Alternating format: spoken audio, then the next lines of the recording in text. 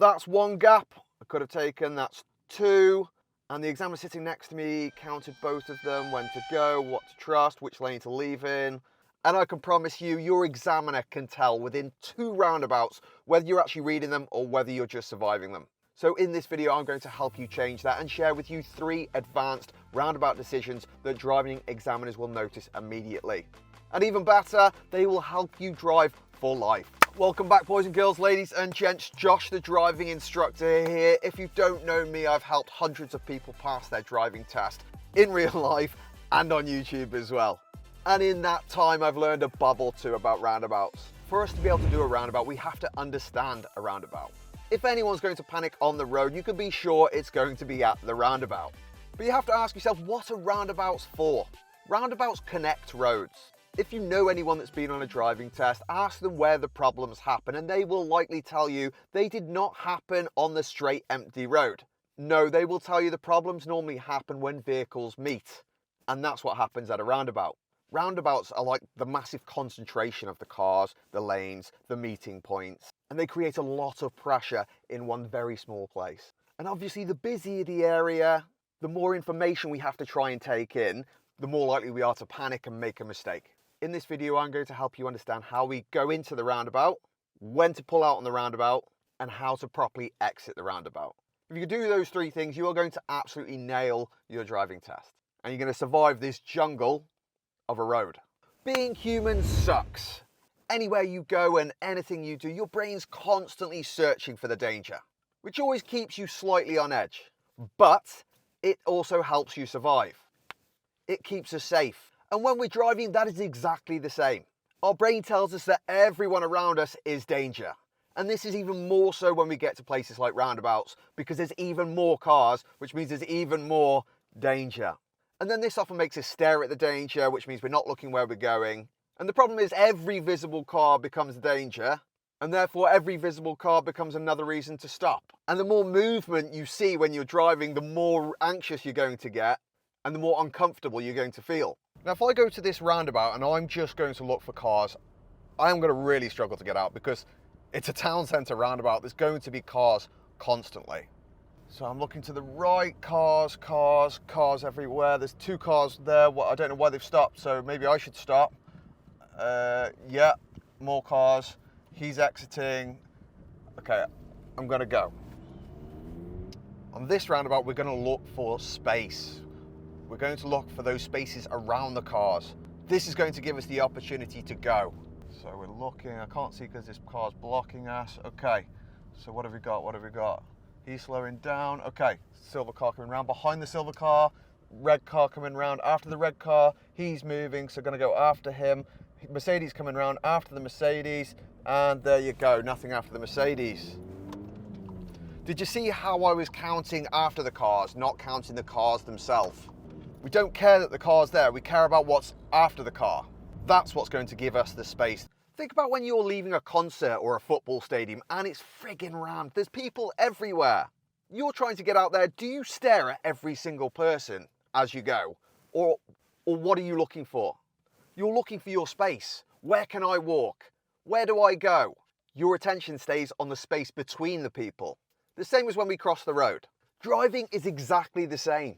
We're always looking for spaces where our car can fit. Can we get out without slowing anyone else down? But to do that, we have to look around the cars, not at the cars. Now, this is an example of a built-up roundabout. You can't see all the way around the roundabout. You can see the first quarter. Now, there's one car that's coming around, which means we can't pull out. We're going to have to wait to go after the red car. You've got lots of cars on the right-hand side. They're stopping for some reason, and we can see that car coming from around the roundabout. That's the one we care about because that's our blocker, our potential blocker. But you can only check that from their position. If you look at this car, he's more on the outside, showing us he's going to be exiting the roundabout. So this would be a perfect opportunity for us to continue. Even if you are looking for space, there is another reason you can keep missing it, and it's that you're looking too late. Think about when you are jogging and you go to cross a road. When do you start looking if there's cars? Do you run all the way to the edge, stop, mid-jog, and then start looking left and right? No. Ideally, you start looking as you're running, maybe 3 or 4 car lengths from the curb. If you can see, You're going to know straight away if you can keep going, or if you need to adjust, or if you do need to stop. Well, driving into a roundabout is exactly the same. We don't treat roundabouts like giveaways. We don't get there, stop, look both ways, and then go. When should you start looking? You should start looking as soon as you can see, which means you have to train your brain to start looking much earlier. And that will have a massive impact on whether or not you stay or whether you go. Should I stay or should I go? Bit of Stranger Things reference there. Think about it this way, you ready?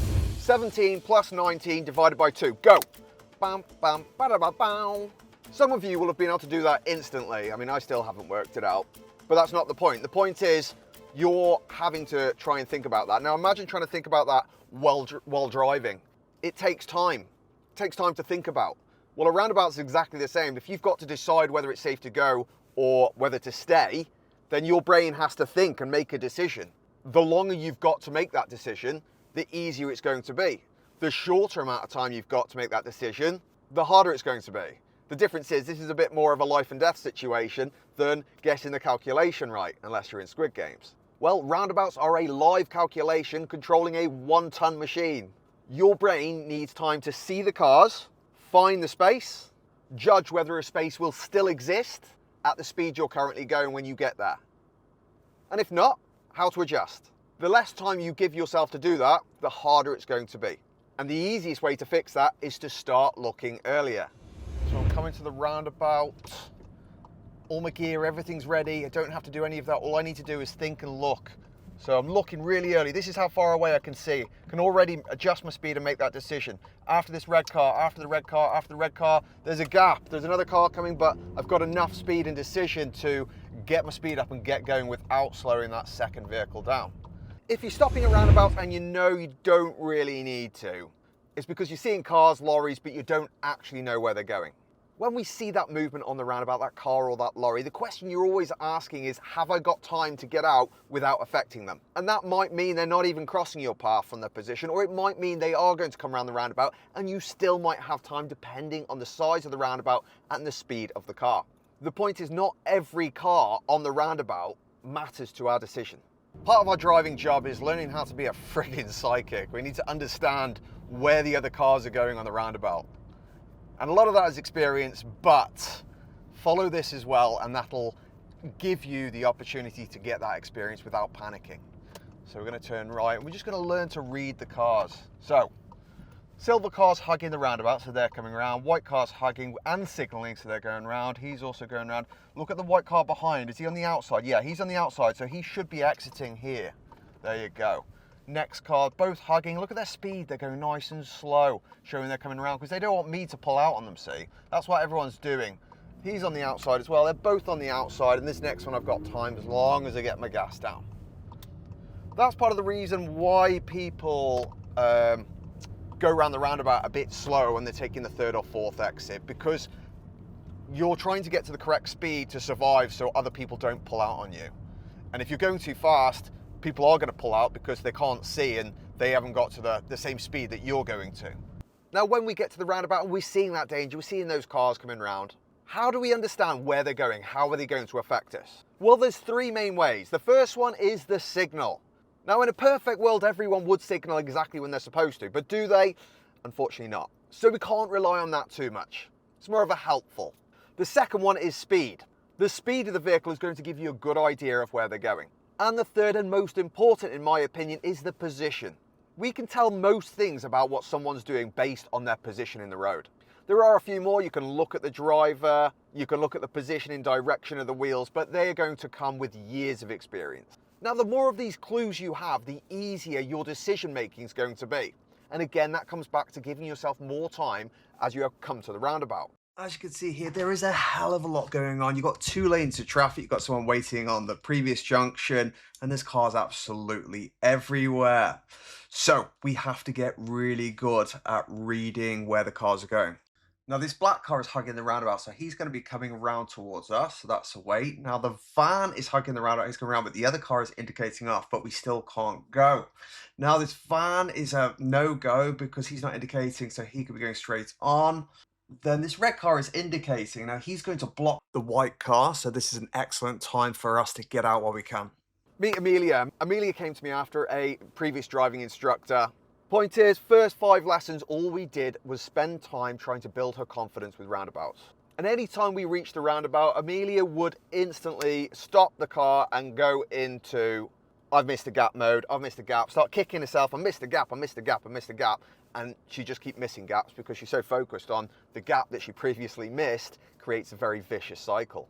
And the message we have to try and get across is that when you don't go and you miss a gap, that's not hesitation, that's sensible.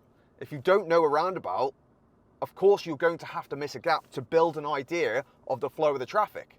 If I drove to London today and went to roundabouts I've never done before, I'm going to miss a few gaps. That's not bad driving, that's just sensible. And by missing those gaps, you build an understanding of the flow of the traffic and build an understanding of when you can actually go. And the more experience you get at driving, the quicker this comes. But you're always going to end up missing a gap or two. You're never going to get it perfect because you're not familiar with every road and every roundabout.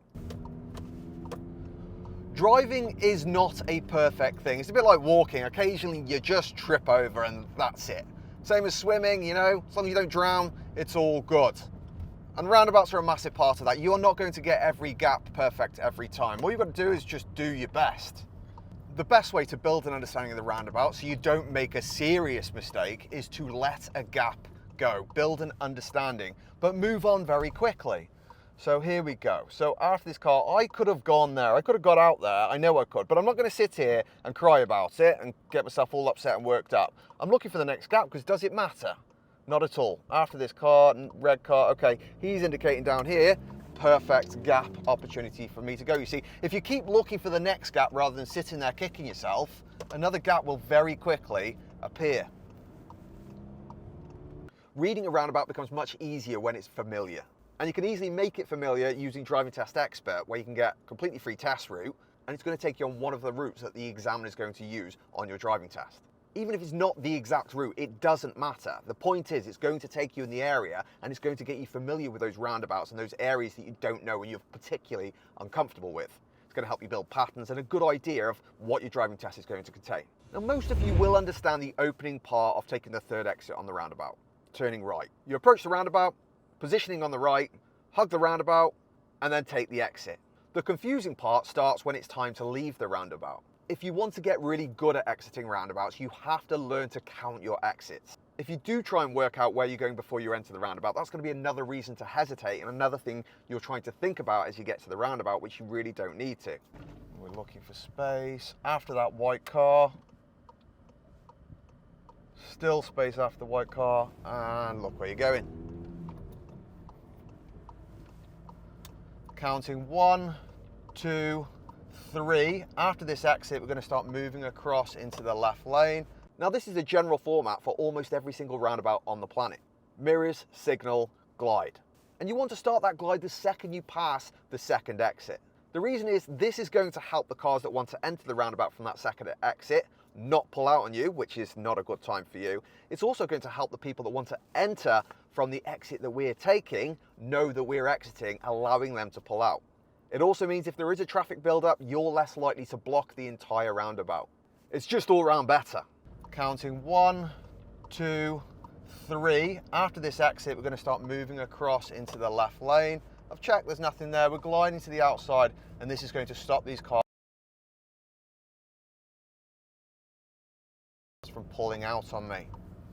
The reason people get so muddled with this is as they're turning right, they don't like the idea of changing into the left lane. They think there's going to be someone there.